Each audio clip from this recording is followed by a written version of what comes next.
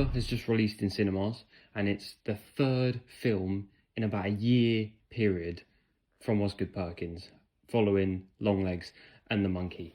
So this review is basically going to tell you where that fits in his most recent films and if it's worth your money to go watch it. Going into Keeper, I had high hopes. This is a film that's obviously marketed very well, just like the other films he's made. But yeah, safe to say, my expectations were very high for this movie. And did it live up to the expectations? And this is the first review which I'm going to say no. It didn't totally. My expectations were here. It went to about here.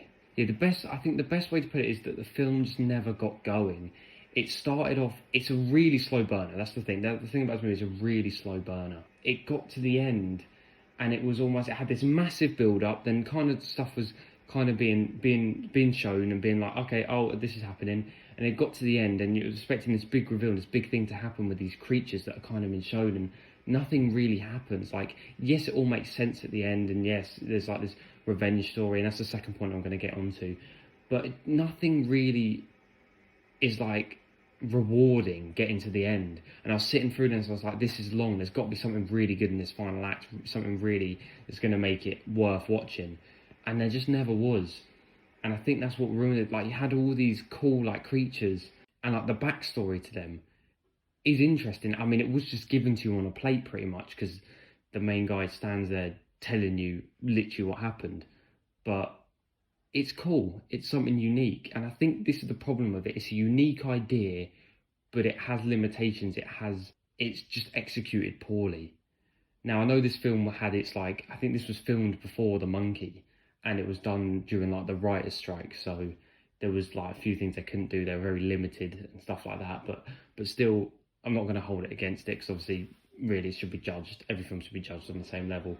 But yeah, another fault I see with this movie is, I believe his name is Malcolm, who's the main male character, and it's the kind of just stereotypical the man with a sus background kind of thing.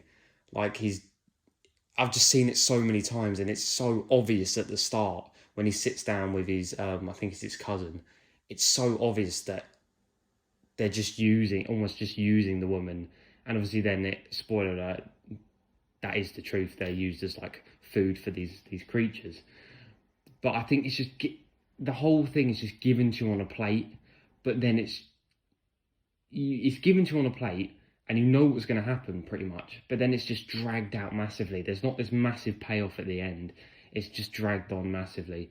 So I was really, really disappointed. Some good things I can point out is, I think the scares and the suspense is some of the best I've seen Osgood Perkins do, and I think that was very good. That was something I can definitely point out as a positive. But really, this movie just didn't hit the mark for me, and I was really, really disappointed when watching this.